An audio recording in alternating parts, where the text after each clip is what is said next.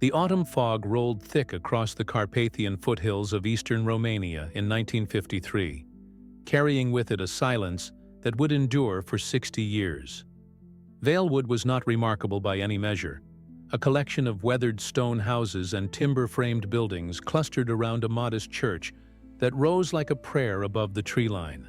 312 souls called it home, their lives woven together by generations of shared winters, harvest festivals, and the kind of intimate knowledge that comes from neighbors who have watched each other's children grow, marry, and bear children of their own. The village sat in a natural bowl between forested hills, accessible only by a single dirt road that wound through miles of dense woodland, making it feel like a place the modern world had forgotten to touch. Elena Novak pressed her face against the frost-covered window of her family's second-story bedroom, watching the last of October's leaves spiral down in the pale morning light.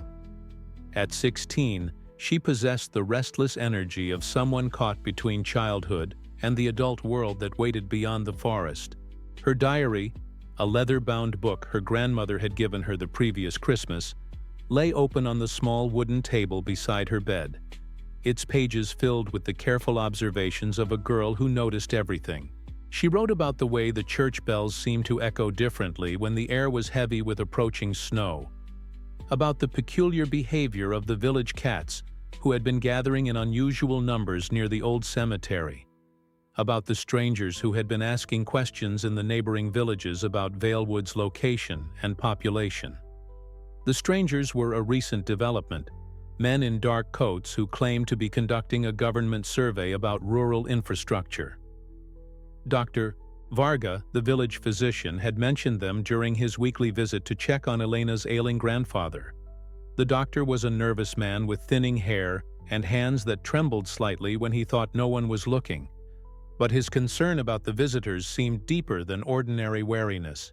He had spoken quietly with Elena's father about the questions they were asking, about their interest in the village's isolation, about the detailed maps they carried that showed areas far beyond what any infrastructure survey would require.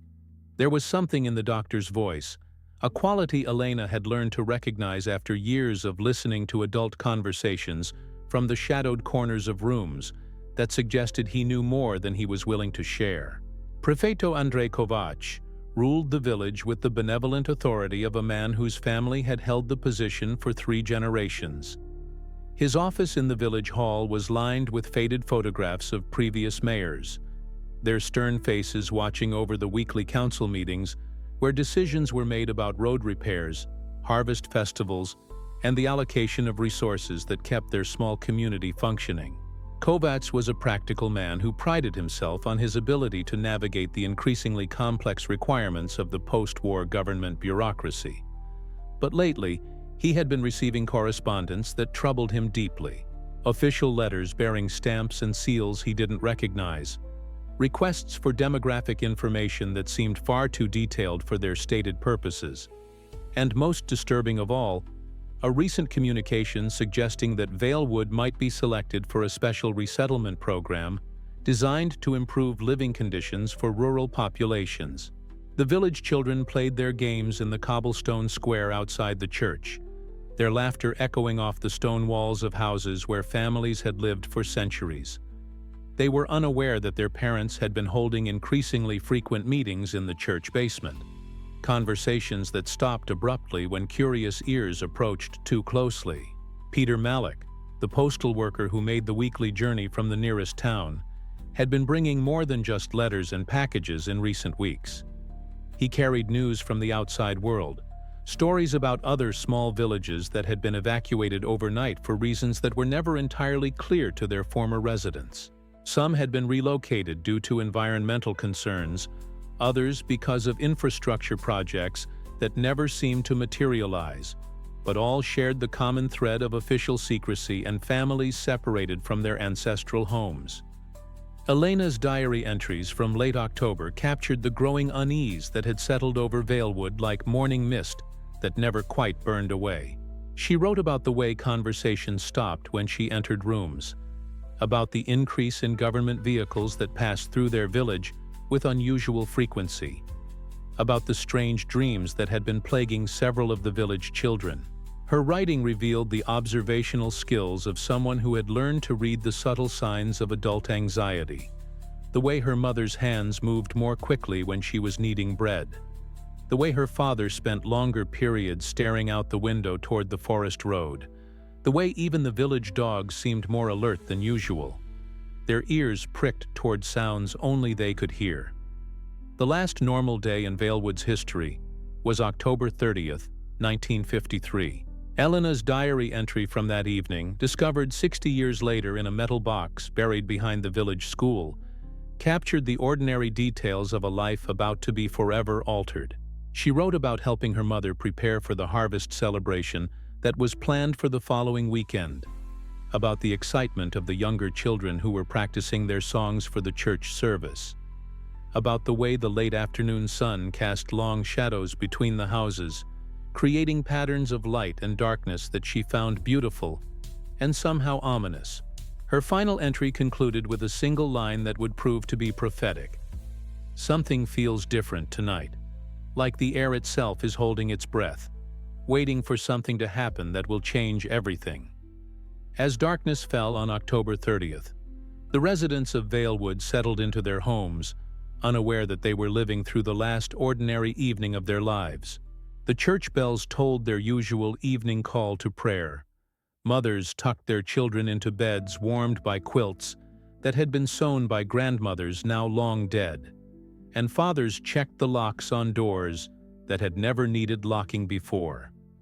In houses throughout the village, oil lamps flickered behind curtained windows, creating a constellation of warm light in the darkness of the surrounding forest. By morning, those lights would be extinguished forever, and Valewood would begin its transformation from a living community into something far more mysterious and terrible. A ghost town whose secrets would remain buried for 6 decades, waiting for a curious boy to uncover the truth about what had really happened to 312 people who vanished without a trace. Peter Malik guided his weathered bicycle along the familiar forest path on the morning of November 1st, 1953. His canvas postal bag heavy with letters and packages destined for Valewood's residents. The autumn air was crisp and still, carrying the scent of damp leaves and wood smoke that should have been rising from the village chimneys. As a postal worker who had been making this journey twice weekly for nearly 15 years, Peter knew every curve in the road, every fallen log that might obstruct his path, every seasonal change in the forest's rhythm. But something felt wrong this morning, a quality to the silence that made him pause several times to listen for sounds that never came. No church bells marking the hour, no voices of children playing in the square, no barking dogs announcing his approach to their territory. The first sign that something was amiss came when he reached the village outskirts and saw the Henderson family's laundry still hanging on the line, the clothes stiff with frost and moving like ghosts in the slight breeze. Margaret Henderson was notorious for her punctuality, always bringing in her washing before the evening dew could settle, and the sight of frozen garments abandoned overnight sent a chill through Peter that had nothing to do with the morning cold. He called out a greeting as he approached the first row of houses, his voice echoing strangely in the stillness, but received no response. The windows that should have shown signs of morning activity remained dark, their glass surfaces reflecting the pale sky like unseeing eyes. Peter dismounted his bicycle in the village square, the cobblestones slick with frost, and felt the weight of absolute silence pressing against his eardrums. The church doors stood wide open, revealing the dark interior where morning prayers should have been taking place. Votive candles still flickered on the altar, their flames dancing in the draft from the open doors, suggesting that someone had lit them recently but abandoned them before the service could begin. The sight of those solitary flames in the empty sanctuary filled Peter with a dread so profound he found himself backing away from the entrance, his hands trembling as he gripped the handlebars of his bicycle for support. Moving from house to house with growing panic, Peter discovered a tableau of interrupted life that defied explanation. In the Novak family home, the breakfast table was set for 4, with porridge still warm in the bowls and coffee cooling in ceramic cups painted with cheerful flowers. Elena's school books lay open on the kitchen table beside an unfinished essay about the changing seasons, her careful handwriting trailing off mid-sentence as if she had been called away suddenly. Upstairs, beds were unmade but not slept in, clothes laid out for the day but never worn, and Elena's diary sat open to a page where she had begun to write about strange sounds in the night, before the entry abruptly stopped. The village doctor's house revealed even more disturbing evidence of sudden departure. Dr. Varga's medical bag sat open on his desk, instruments arranged as if he had been preparing for a house call. Patient files were scattered across the floor, and a half-written letter lay on his desk, its text beginning with the words, "I can no longer remain silent about what I have witnessed in our village." The letter ended abruptly, the pen still lying where it had been dropped, a small blot of ink marking the place where the doctor's hand had been interrupted mid-word. In the examining room, medical equipment was set up as if for a procedure, but there was no patient, no explanation for the preparation that had been abandoned. Prefeito Kovac's office in the village hall presented the most unsettling scene of all. Official documents were strewn across his desk, including several letters bearing government seals that Peter had delivered just days before. One document, partially burned in the fireplace, contained fragments of text that mentioned relocation procedures and necessary measures for public safety. The mayor's chair was overturned, and his personal effects were scattered as if he had left in great haste. Most disturbing was a calendar on the wall where October 31st was circled in red ink, with a single word written below the date: tonight. Peter's hand shook as he used the village hall's telephone to contact the regional authorities, his voice breaking as he tried to explain what he had found. The operator seemed skeptical at first, asking him to repeat his report multiple times, as if the disappearance of an entire village was too extraordinary to believe on first hearing. When the authorities finally arrived 3 hours later, they brought with them an efficiency that seemed almost rehearsed, as if they had been expecting this call. Military vehicles followed the police cars, and men in uniform began cordoning off the village with a speed and organization that suggested prior planning. Colonel Alexei Petrov, the military official who took charge of the scene, questioned Peter with an intensity that made the postal worker increasingly uncomfortable.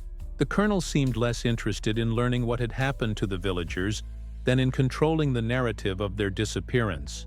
Peter was instructed not to discuss what he had seen with anyone, warned that spreading panic about unexplained events could be considered a threat to public order. The official report, filed that same evening, stated simply that the residents of Valewood had been relocated as part of a planned government resettlement program, though no such program appeared in any public records. Within days, the village was declared a restricted zone due to what officials termed an environmental contamination incident. Signs were posted along the forest road warning of chemical hazards and threatening prosecution for trespassing. The military established a checkpoint at the forest entrance, turning away journalists, curiosity seekers, and family members from neighboring villages who came looking for their relatives. Peter Malik was transferred to a postal route in a distant region, his protests about the missing villagers dismissed as the confused recollections of a man traumatized by his discovery. The last person to see Valewood as a living community, he would spend the rest of his life haunted by the image of those flickering votive candles in the empty church, the only witnesses to whatever had happened in the hours between sunset and dawn. As autumn turned to winter, snow began to cover the abandoned village, burying the evidence of interrupted lives beneath a blanket of white that would persist for months. The houses stood like tombstones in the forest, their windows dark, their doors sealed by official order. But in one small hiding place behind the village school, a metal box lay buried beneath the roots of an old oak tree, waiting 60 years for someone brave enough to ignore the warnings and uncover the truth about the night. An entire community vanished from the face of the earth. The decades that followed Valewood's disappearance were marked by an official silence so complete it seemed to erase the village from history itself.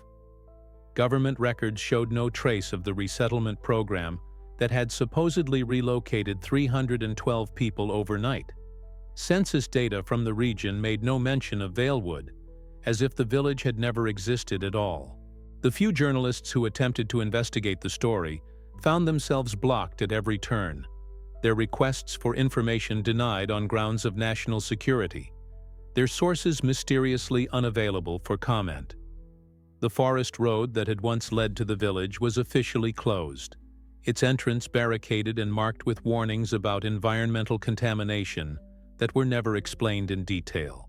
In the neighboring villages and towns scattered throughout the Carpathian foothills, whispers began to replace the official silence. Maria Stancu, who had operated a small grocery store in the nearby town of Brashov, remembered selling supplies to Valewood residents for over 20 years. She spoke in hushed tones about how her regular customers had simply stopped coming, about the last delivery she had made to the village just days before the disappearance. Her truck driver had reported nothing unusual during that final trip, but Maria noticed that he had seemed unusually quiet afterward, reluctant to discuss what he had seen or heard during his time in Valewood. When pressed for details, he would only say that the village had felt different somehow, as if everyone was waiting for something to happen. The contamination story became the official explanation, but it satisfied no one who had known the region before 1953. Environmental engineers sent to assess the supposed chemical hazard found no evidence of toxic substances, no residue from industrial accidents, no explanation for the continued restriction of the area. Their reports, when they were filed at all, contained curious gaps and redacted sections that raised more questions than they answered. Some investigators noted unusual readings on their instruments, electromagnetic anomalies that couldn't be explained by natural phenomena, but these observations were typically dismissed or omitted from final reports. Local folklore began to fill the void left by official silence. Hunters and hikers who ventured near the restricted zone reported strange phenomena that defied rational explanation. Gheorghe Popescu, an experienced woodsman who had tracked game through these forests for 40 years, claimed to have heard sounds coming from the direction of the abandoned village on clear, windless nights. Voices singing in harmony, he said, the kind of choral arrangements that had once echoed from Valewood's church during Sunday services. When other hunters asked him to guide them to investigate these sounds, Gheorghe refused, claiming that something about the melodies filled him with a dread so profound he could barely force himself to approach the restricted area. Children in the surrounding communities began to incorporate the mystery of Valewood into their games and ghost stories. They spoke of the phantom village where people still lived but could never leave, where time had stopped on the night of October 31, 1953. Some claimed their grandparents had seen lights moving through the abandoned buildings on winter nights, lanterns carried by figures who cast no shadows in the snow. Others whispered about the government men who continued to visit the area periodically, arriving in unmarked vehicles to conduct unknown business in the sealed zone. These officials were described as different from ordinary bureaucrats, carrying equipment that looked more scientific than administrative, staying for days at a time before departing as quietly as they had come. Dr. Radu Ionescu, a historian at the University of Cluj, who specialized in rural communities of the post-war period, became obsessed with the Valewood mystery after stumbling across a brief mention of the village in a footnote of a government document. His attempts to research the community's history led him down a labyrinth of bureaucratic dead ends and archived materials that had been suspiciously purged of relevant information. Census records from 1950 showed Valewood with a population of 312, but the 1960 census made no mention of the village at all. Birth and death certificates for residents simply stopped in late 1953, as if an entire community had been erased from the administrative memory of the state.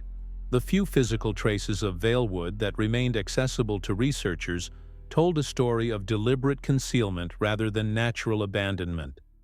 Satellite photographs from the 1970s and 1980s showed the village structures still intact but increasingly overgrown, suggesting that someone was maintaining the buildings even while keeping them sealed from public access.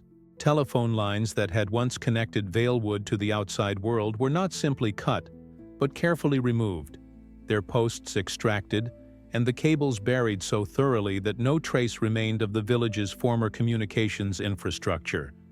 Even the road had been systematically obscured, its bridges dismantled and its path allowed to revert to forest, making the village as inaccessible as if it had never been connected to civilization at all. Underground research networks began to form among amateur historians and conspiracy theorists who shared information about Valewood through samizdat publications and later early internet forums. They compiled fragments of evidence, testimonies from relatives of the vanished villagers, accounts from former government employees who hinted at classified operations in the region, and reports from Western intelligence agencies that suggested the Romanian government had been conducting secret experiments in population control during the early 1950s. These researchers theorized that Valewood had been chosen as a test site for psychological manipulation techniques, that its isolation made it perfect for studying the effects of mass displacement on rural communities. The most persistent theory concerned the timing of the disappearance, occurring as it did during the height of Cold War tensions and Romania's alignment with Soviet policies. Some investigators suggested that Valewood's residents had been relocated to serve as subjects in research programs designed to test methods of social control and mass obedience. Others believed the village had been evacuated because of its proximity to classified military installations, that the residents had witnessed something that required their permanent silence. But all theories shared a common element: the belief that the people of Valewood were still alive somewhere, living under assumed identities, or held in facilities that existed outside the official record. As the years passed and became decades, the mystery of Valewood settled into the collective unconscious of the region like sediment in still water. Children who had grown up hearing whispered stories about the Phantom Village became adults who rarely spoke of it, the legend becoming something that was acknowledged but not discussed, like a family secret that everyone knows but no one names. The restricted zone remained restricted, its boundaries maintained by authorities who never fully explained their continued interest in a supposedly contaminated area.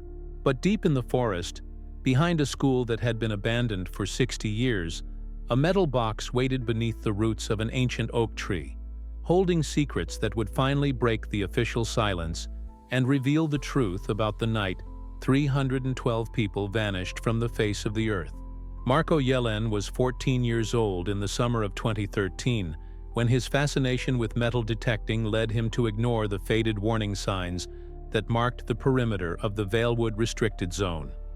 The boy had grown up in Brașov, the nearest town to the abandoned village, raised on whispered stories about the phantom community that had vanished 60 years before his birth. His grandmother had been one of the few people who remembered trading with Valewood's residents, and her tales of the mysterious disappearance had sparked an obsession in Marco that his parents dismissed as typical teenage curiosity about forbidden places.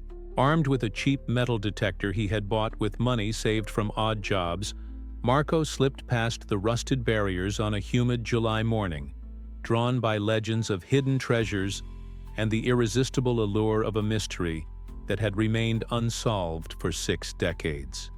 The forest had reclaimed much of the road to Valewood, but traces of the old path remained visible to someone who knew how to look. Marco followed game trails and the faint depressions where cobblestones still lay buried beneath decades of fallen leaves, his metal detector sweeping back and forth in methodical arcs. The device remained frustratingly silent for the first hour of his exploration, detecting only the occasional rusty nail or fragment of farming equipment that had been abandoned when the forest began its slow conquest of human civilization. But as he approached what had once been the village outskirts, the metal detector began to emit the steady beeping that indicated significant metallic objects buried beneath the forest floor. The buildings of Valewood stood like ancient monuments in clearings carved from the encroaching wilderness. Nature had been both gentle and ruthless in its reclamation of the village, preserving the basic structures while slowly dismantling the details that had made it a living community. Roofs had collapsed under the weight of accumulated snow and falling branches, but the stone walls remained largely intact, their surfaces now decorated with curtains of ivy and moss that gave the abandoned houses an almost fairy tale quality.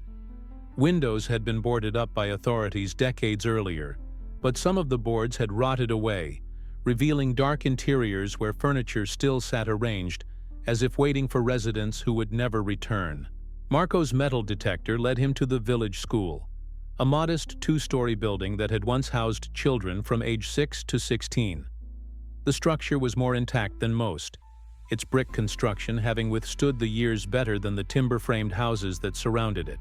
Behind the school, in what had once been a playground where children had played games whose rules were now forgotten, the metal detector's signal became insistent, a rapid beeping that indicated something substantial buried just beneath the surface. The boy's heart raced as he began to dig, his small camping shovel scraping against roots and stones that had grown around whatever lay hidden in the earth. 2 feet down, Marco's shovel struck something hard and metallic.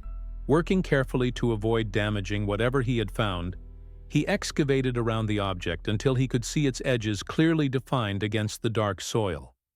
It was a metal ammunition box, the kind used by military forces to store equipment in harsh conditions, its olive-green surface now mottled with rust, but still intact enough to protect whatever lay inside.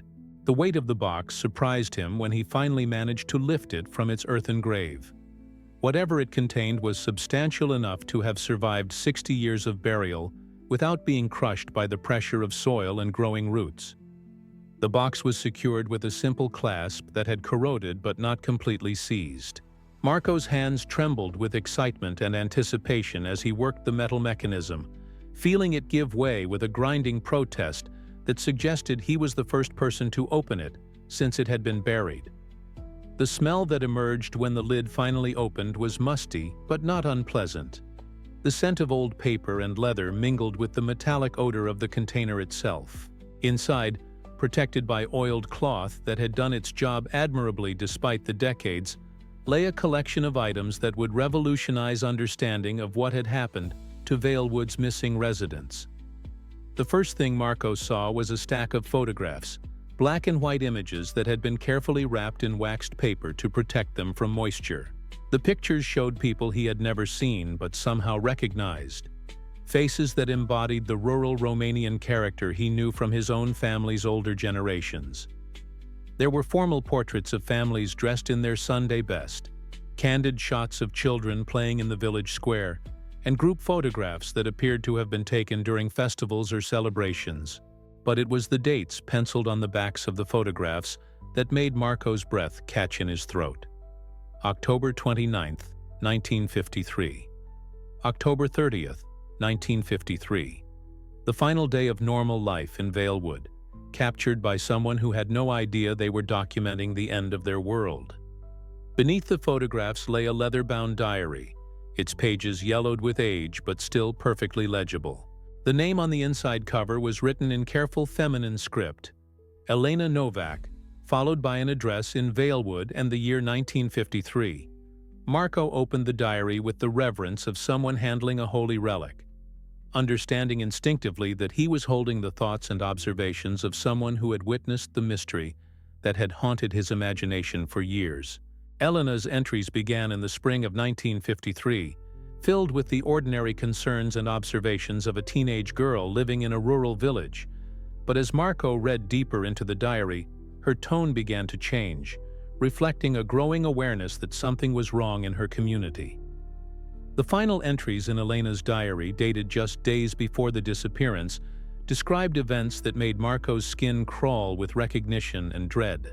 She wrote about strangers in dark coats asking questions about the village's population and isolation, about government officials who claimed to be conducting surveys but showed an unusual interest in the community's children and elderly residents. Most disturbing were her descriptions of nocturnal activities that the adults tried to keep hidden from the younger villagers. Meetings in the church basement, hushed conversations that stopped when children approached, and the arrival of trucks that came and went under cover of darkness. At the bottom of the metal box, wrapped in the same oiled cloth that had protected the other contents, lay something that would prove to be the most important discovery of all: an undeveloped roll of film. The canister was labeled in the same careful handwriting that had marked the diary. October 31st, 1953. The truth. Marco stared at the small metal cylinder, understanding that he held in his hands potential evidence of what had really happened on the night Vailwood's residents vanished. But he also realized that developing 60-year-old film would require expertise and equipment he didn't possess, and that revealing his discovery would mean admitting he had violated the restrictions that had kept the village sealed for 6 decades. As shadows began to lengthen in the abandoned village, Marco carefully repacked the metal box, his mind racing with the implications of what he had found. The photographs and diary were proof that the official story of voluntary relocation was false, that something far more sinister had occurred in Vailwood on Halloween night, 1953. But the undeveloped film represented the possibility of visual evidence that could finally reveal the truth about one of Romania's most enduring mysteries. Standing in the ruins of the schoolyard where children had once played, Marco made a decision that would ultimately break 60 years of official silence and government cover-up. The decision to have the film developed would prove to be more complicated than Marco had anticipated. The teenager spent sleepless nights researching photography labs that specialized in vintage film processing, knowing that 60-year-old film stock required expertise that most modern facilities no longer possessed. His search led him to Professor Adrian Mureșan, a photography instructor at the University of Cluj, who had gained a reputation for his work with historical archives and deteriorated photographic materials. Marco contacted the professor through email, claiming to have found old family photographs in his grandmother's attic, a lie that felt justified given the potential significance of what the film might reveal. Professor Mureșan agreed to examine the film, intrigued by the challenge of developing such old stock and curious about what images might emerge from the chemical soup of silver halides that had been waiting decades for activation.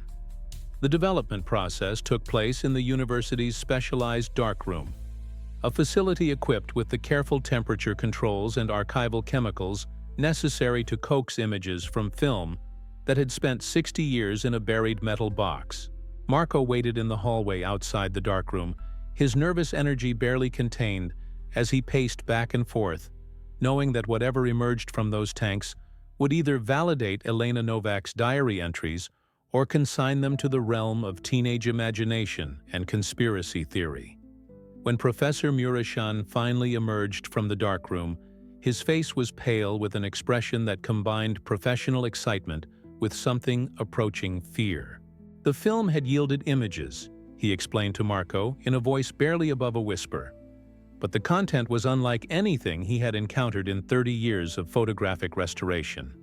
The pictures were clear enough to make out details, sharp enough to identify faces, and disturbing enough to suggest that Elena Novak had documented something that was never meant to be seen by outside eyes. The professor had printed only a few of the images, he said. But what he had seen convinced him that this was evidence of historical significance that extended far beyond personal family documentation. The first photograph showed the village square on what appeared to be the evening of October 31st, 1953.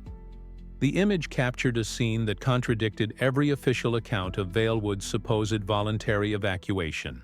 Military vehicles were parked around the perimeter of the square, their headlights creating harsh pools of light that illuminated a gathering unlike any harvest festival or religious celebration.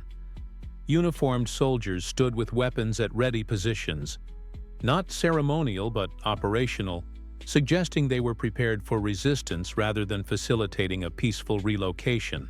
The villagers were arranged in orderly lines, but their posture and body language spoke of coercion rather than cooperation. The second photograph revealed the true nature of what had occurred in Vailwood on that Halloween night. Families were being separated, children pulled from their parents' arms by soldiers who wore masks that covered their faces completely, leaving only their eyes visible. The masked figures moved with practiced efficiency, checking names against lists and directing different groups of villagers toward different vehicles. Some families were loaded into covered trucks that bore no military markings, while others were herded toward buses with windows that had been painted black from the inside. The systematic nature of the separation suggested planning that had gone far beyond the spontaneous evacuation described in official reports. Professor Mureşan's hands shook as he showed Marco the third photograph, an image that captured the moment when the village church was being cleared. The picture showed the interior of the sanctuary, its pews filled not with worshippers, but with villagers who appeared to be receiving some kind of medical examination or treatment. Figures in white coats moved between the rows, administering injections to people who sat with the blank expressions of those who had been sedated or drugged into compliance.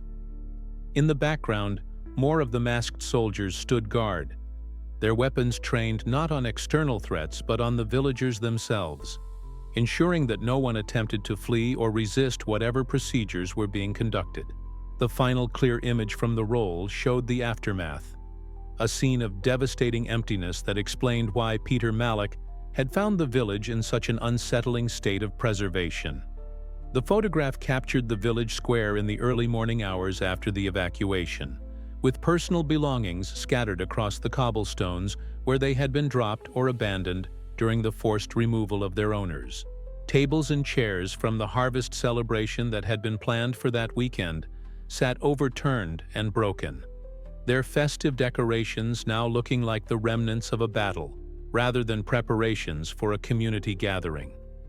In the background, smoke rose from several buildings, suggesting that evidence was being systematically destroyed even as the evacuation was being completed. But it was the final frame on the roll that would haunt both Marco and Professor Mureşan for years to come. The image was blurred and poorly exposed, as if it had been taken in haste by someone whose hands were shaking with fear or adrenaline. It showed a group of villagers being led toward what appeared to be the entrance to an underground facility, a concrete structure that definitely had not been visible in any of the earlier photographs of the village. The entrance was guarded by soldiers wearing insignia that neither Marco nor the professor could identify, symbols that suggested military units operating outside the normal chain of command. Most disturbing of all were the expressions on the faces of the villagers, looks of recognition and terror that suggested they understood exactly where they were being taken and what awaited them there. Professor Mureşan insisted that copies of the photographs be made immediately, understanding that evidence of this significance would likely disappear if word of its existence reached the wrong people. As they worked together to create multiple sets of prints, the professor shared what he knew about similar incidents that had occurred throughout Eastern Europe during the 1950s, stories of rural communities that had vanished under circumstances that were never adequately explained by official sources. He spoke of research programs that had operated under various names but shared common elements: the targeting of isolated populations, the use of military forces to ensure secrecy, and the complete erasure of documentary evidence that might reveal what had really happened to the missing people. The photographs from Elena Novak's camera had finally broken the 60-year silence surrounding Valewood's disappearance, but they also raised new questions that were even more disturbing than the original mystery. Where had the underground facility been built, and what had happened to the 312 villagers who had been forced to enter it?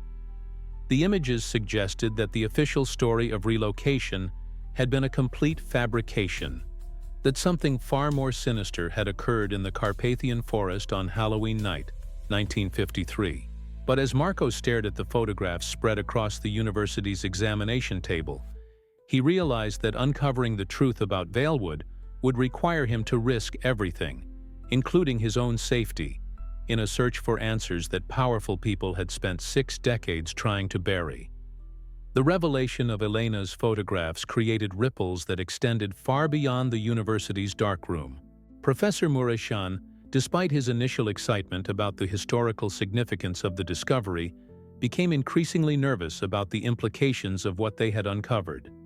Within days of developing the film, He received a visit from two men in dark suits who identified themselves as representatives of the National Archives, but carried credentials that seemed oddly vague when examined closely. They inquired about any unusual photographic materials that might have been brought to his attention recently, speaking with the polite insistence of people accustomed to getting answers, whether they were freely given or not. The professor's hands trembled as he assured them that he worked only with officially sanctioned historical materials, a lie that felt heavy on his tongue as he watched their eyes scan his laboratory for evidence of unauthorized activities. Marco, meanwhile, had begun his own investigation into the underground facility visible in Elena's final photograph.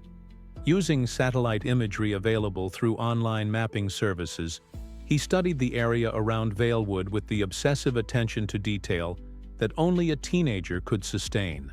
Modern satellite photos showed the village ruins much as he had seen them during his exploration, but careful examination of the terrain revealed subtle anomalies that suggested human construction beneath the forest floor. Geometric patterns in the vegetation growth, areas where trees grew in unnaturally straight lines, and depressions in the earth that formed rectangular shapes all pointed to extensive underground structures that had been carefully concealed but not entirely erased from the landscape. The breakthrough came when Marco discovered that declassified Romanian military documents from the 1990s contained references to a facility codenamed Project Deep Root, located in the same geographical coordinates as Valewood. The documents were heavily redacted, with entire sections blacked out by sensors, but the visible portions described a research installation designed for long-term population studies and behavioral modification protocols. Most disturbing were the budget allocations for the project, which continued for decades after Valewood's official abandonment, suggesting that whatever had been built beneath the village had remained active long after the surface community had been erased. Armed with this new information, Marco made the decision to return to Valewood, this time equipped with more sophisticated detection equipment borrowed from a friend whose father worked in geological surveying. The ground-penetrating radar revealed what Elena's photographs had suggested: an extensive network of tunnels and chambers beneath the village, connecting the church, the school, and several residential buildings to a central facility that extended far deeper underground than anything that could have been constructed for normal civilian purposes. The radar images showed corridors wide enough for vehicle traffic, large chambers that could accommodate hundreds of people, and what appeared to be multiple levels descending into the earth like the floors of an inverted skyscraper. The entrance to the underground complex was exactly where Elena's final photograph had suggested it would be, concealed beneath what had appeared to be the village's root cellar, but was actually a carefully disguised access point to the research facility below. 60 years of weather and neglect had caused the camouflage to deteriorate, revealing concrete steps that descended into darkness, and metal doors that bore the same unidentifiable military insignia that had appeared in the photographs. The doors were locked, but the mechanisms had corroded enough that Marco was able to force them open with tools from his backpack, the screech of metal echoing in the underground chambers, like the cry of something that had been buried alive. The facility below Valewood was a monument to systematic horror, its sterile corridors preserved by the controlled environment that had kept them functional decades after their supposed abandonment. Emergency lighting systems still functioned, casting an eerie red glow through passages lined with doors that opened onto small chambers equipped with hospital beds, restraint systems, and monitoring equipment that looked more appropriate for medical experimentation than population relocation. Each room was numbered and contained filing cabinets filled with documents that detailed the subjects who had been housed there, clinical records that reduced the villagers of Valewood to data points in an experiment whose full scope was almost too horrific to comprehend. The central chamber of the facility contained equipment that revealed the true purpose of Project Deep Root. Massive computers from the 1950s lined the walls, their vacuum tubes and mechanical switches designed to process information in ways that were revolutionary for their time. The machines were connected to a complex array of monitoring devices that had been used to record and analyze every aspect of the villagers' behavior, from their physical responses to various stimuli to their psychological reactions to separation from their families and communities. The facility had been designed as a laboratory for studying human behavior under extreme stress, using the people of Valewood as unwilling test subjects in experiments that violated every principle of medical ethics and human dignity. But the most chilling discovery was contained in the project's final reports, documents that Marco found in a locked filing cabinet in what had been the facility director's office. The experiments had been successful, according to these records, beyond the researchers' most optimistic projections. The villagers of Valewood had provided data that was being used to develop techniques for population control and social manipulation that were being implemented in communities throughout Eastern Europe. The people who had vanished on Halloween night 1953 had become the foundation for programs designed to make entire populations more compliant, more easily controlled, more willing to accept government authority without question. The final document in the director's files was a transfer order dated December 1959, authorizing the relocation of the remaining Valewood subjects to secondary facilities for advanced phase testing. The implication was clear. The villagers had survived their initial captivity only to be moved to other locations where the experiments had continued. Some had been transferred to mental hospitals where they disappeared into the anonymous masses of institutionalized patients, while others had been relocated to communities where they could be monitored as they attempted to rebuild their lives under assumed identities. A few, according to the records, had been selected for permanent observation in facilities that were never identified by name or location. As Marco photographed the documents and equipment with his phone, he realized that he had uncovered evidence of a crime against humanity that had been hidden for 60 years. The official story of voluntary relocation had been a complete fabrication designed to conceal systematic human experimentation conducted by the Romanian government with the apparent cooperation of foreign research institutions. The people of Valewood had been chosen not for relocation, but for sacrifice, their lives destroyed to advance scientific understanding of how to control and manipulate human populations on a massive scale. But even as he documented the evidence, Marco could hear sounds echoing from the deeper levels of the facility, mechanical noises that suggested parts of the complex were still active, still operational, still conducting the work that had begun with 312 villagers on a Halloween night 6 decades ago. The sounds from the deeper levels of the facility grew more distinct as Marco ventured further into the underground complex, guided by emergency lighting that should have failed decades ago, but continued to function with the reliability of systems designed for long-term operation. The mechanical humming he had first noticed became identifiable as ventilation systems and electrical generators, suggesting that someone or something had been maintaining the facility throughout the 60 years since Valewood's official abandonment.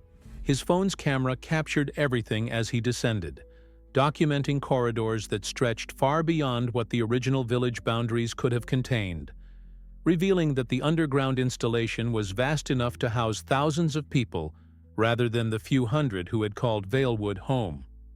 The lowest accessible level of the facility contained chambers that defied the clinical sterility of the upper floors.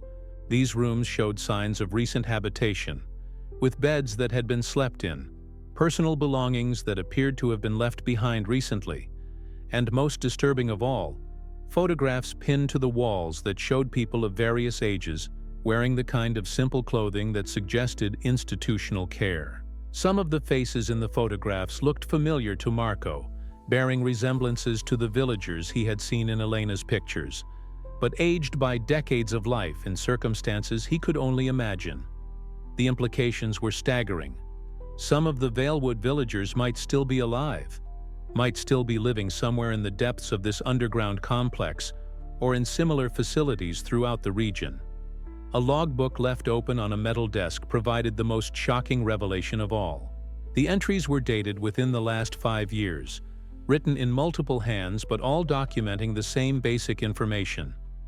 the arrival and departure of subjects, who were identified only by numbers, their ages, their physical conditions, and cryptic notes about their adaptation status and memory integration protocols. The most recent entry was dated just 3 months before Marco's discovery, describing the transfer of Subject 847 to what was referred to as Surface Integration Program Phase 3. The clinical language could not disguise what appeared to be an ongoing operation that had evolved from the original Valewood experiments into something even more sophisticated and far-reaching. Computer terminals in the facility's command center were still operational, their screens displaying data streams that Marco could not fully understand, but that clearly related to population monitoring and behavioral analysis. Maps on the screens showed locations throughout Romania and extending into neighboring countries, with markers indicating what appeared to be active monitoring sites and integration zones where former test subjects were being observed as they lived seemingly normal lives in unsuspecting communities. The scope of the operation was breathtaking in its ambition and terrifying in its implications.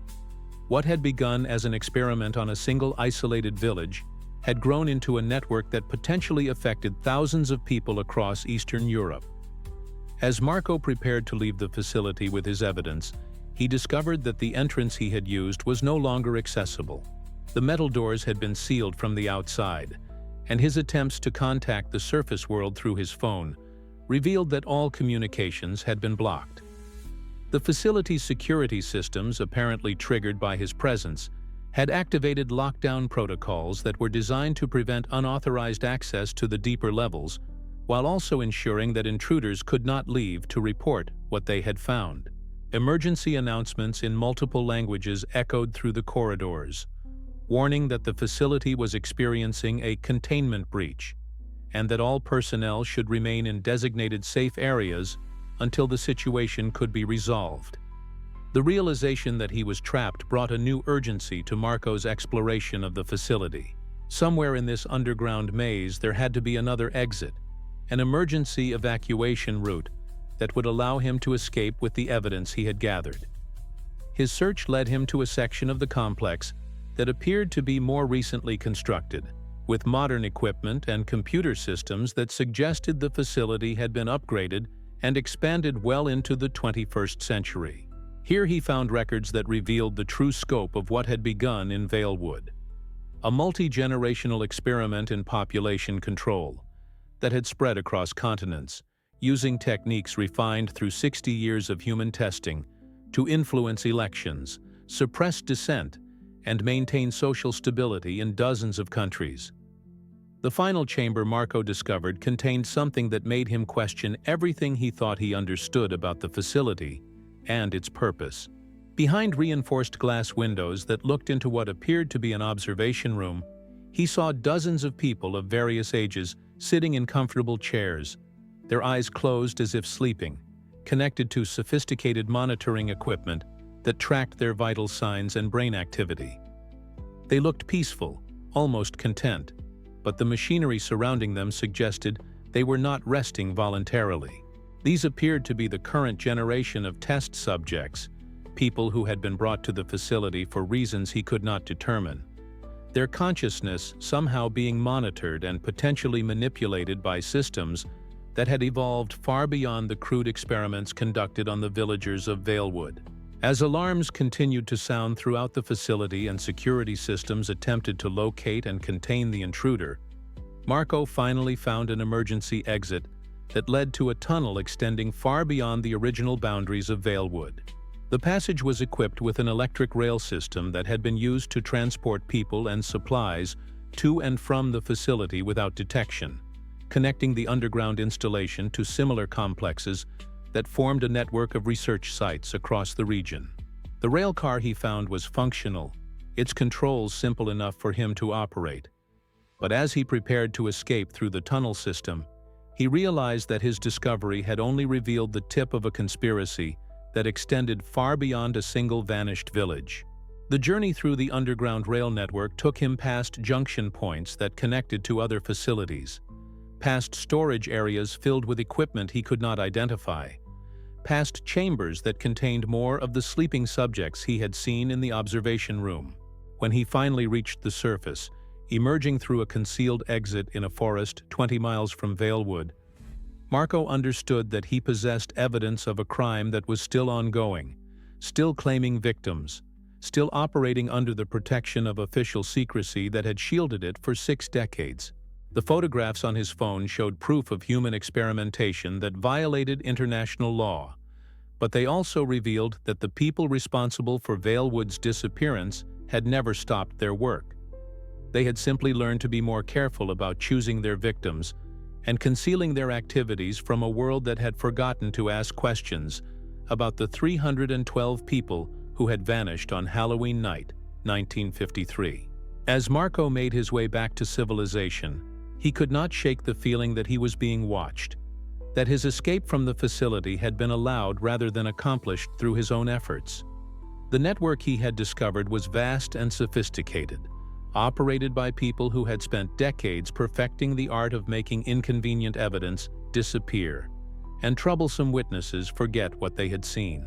But Elena Novak's photographs and diary were still in his possession, along with the digital evidence he had gathered in the depths of the facility, and somewhere in the world, survivors of the original Valewood experiment might still be alive, waiting for someone brave enough to tell their story and finally break the silence that had protected their captors for so long.